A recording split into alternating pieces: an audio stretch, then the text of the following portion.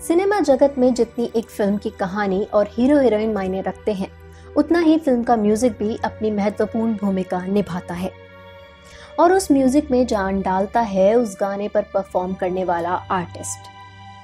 भारतीय सिनेमा में डांस का भी अपने आप में उतना ही महत्व माना जाता है। जिस तरह आज के समय में डांस के नए नए फॉर्म आ चुके हैं, उसी तरह 60 और 70 के दशक में शुरुआत हुई थी आइटम सॉन्ग्स की, जिसमें सबसे ज्यादा लोकप्रिय रहा कैबरे डांस।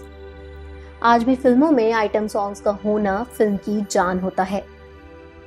फिल्म भले ही बॉक्स ऑफिस पर कितनी भी कमाई करे, लेकिन फिल्म का आइटम सॉन्ग फिल्म की रिलीज होने से पहले ही लोगों के जबान पर चढ़ जाता है।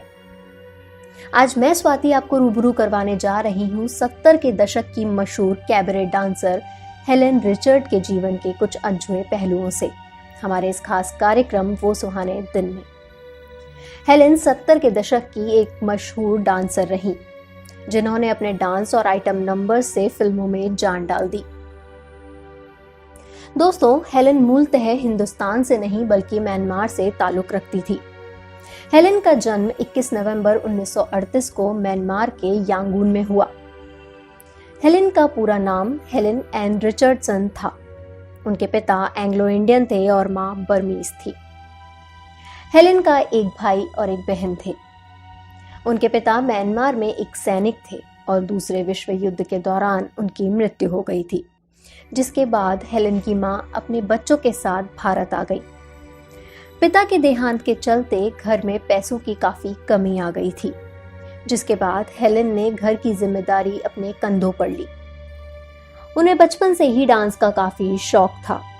उस दौरान उनकी मुलाकात हुई अपनी मां की जिगरी दोस्त और मशहूर डांसर कुक्कू से। उन्होंने ही हेलेन को फिल्मों में डांस करने की सलाह दी। कुक्कू की मदद से हेलेन ने शुरुआत की अपनी नई जिंदगी की और बतौर कोरस डांसर उन्हें काम मिलना शुरू हुआ। इनकी शुरुआती फिल्में रही 50 के दशक की शबिस्तान और आवारा। इसके बाद इन्हें जल्द ही बतौर सोलो डांसर भी काम मिलने लगा। 1994 की फिल्म अलिफ लैला और साल 1955 में आई हूरे अरब ने इन्हें और इनके डांस को एक नई पहचान दी। महज 19 साल की उम्र में नाम कमाने वाली हेलेन ने इसके बाद कभी पीछे मुड़कर नहीं देखा। साल 1958 की मशहूर फिल्म हावड़ा ब्रिज के निर्माता शक्ति सामंत ने हेलेन को मौका दिया और उस समय का मशहूर गाना मेरा नाम चिंचिंचू ने हेलेन को हिंदी सिनेमा में बतौर डांसर एक नए मुकाम पर पहुंचा दिया। ये गाना एक एवरग्रीन हिट साबित हुआ और इसके साथ ही हेलेन भी दर्शकों की पहली पसंद बन गई। 60 और 70 के दशक में हेलेन इंडस्ट्री में अपनी पकड़ और मजबूत कर ली। हेलेन ने फिल्मों में काफी बोल्ड सीन्स दिए और काफी छोटे कपड़े पहने, जिसके चलते उन्हें लोगों की काफी कड़वाहट भी सहनी पड़ी। लेकिन उन्होंने कभी भी इस बात को अपने करियर पर हावी नहीं होने दिया। हर निर्माता निर्देशक की हेलेन फिल्म के कैबरे डांस के लिए पहली पसंद बनती जा रही थी। शुरुआती दौर में गीता दत्त उनकी आवाज बनी, लेकिन उसके बाद आशा भोसले ने उनके ज्यादातर गानों को आवाज दी। धीरे धीरे लता मंगेशकर भी हेलेन के गानों को आवाज देने लगी और हेलेन बन गई उस दशक की मशहूर आइटम गर्ल। उनके कुछ गाने जैसे कि ओ हसीना जुल्फों वाली जाने जहां, ये मेरा दिल प्यार का दीवाना, पिया तू अब तू आजा, ओ मुंगड़ा और ओ जाने जा काफी सुपरहिट साबित हुए। हेलेन की लव लाइफ पर नजर डालें तो वो मशहूर डायरेक्टर पीएन अरोड़ा को डेट कर रही थी। दोनों का प्यार परवान चढ़ा और दोनों लिव इन में रहने लगे, लेकिन वक्त को शायद कुछ और ही मंजूर था। अरोड़ा ने हेलेन को काफी प्रताड़ित किया और उनके बैंक अकाउंट से सारे पैसे भी निकाल लिए।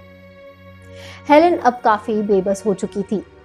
फिल्मों में भी काम मिलना उन्हें अब काफी कम हो गया था। उस समय उनके जीवन में मसीहा बनकर आए सलमान खान के पिता सलीम खान साहब। सलीम खान ने हेलेन को संभाला और साल 1981 में उनसे निकाह कर लिया।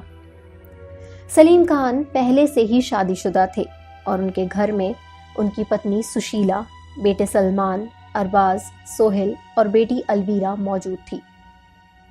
इस परिवार ने हेलेन को स्वीकार नहीं किया, लेकिन सलीम खान को इस बात पर पूरा भरोसा था कि हेलेन अपने प्यार और सादगी से इस परिवार में अपनी जगह बना लेंगी, और ऐसा ही हुआ। हेलेन और सलीम खान की कोई औलाद नहीं थी, जिसके चलते उन्होंने एक बच्ची को गोद लिया जिसका नाम रखा गया अर्पिता खान। अब ये एक हंसता खेलता परिवार है और यहाँ सब एक दूसरे के लिए हमेशा खड़े रहते हैं।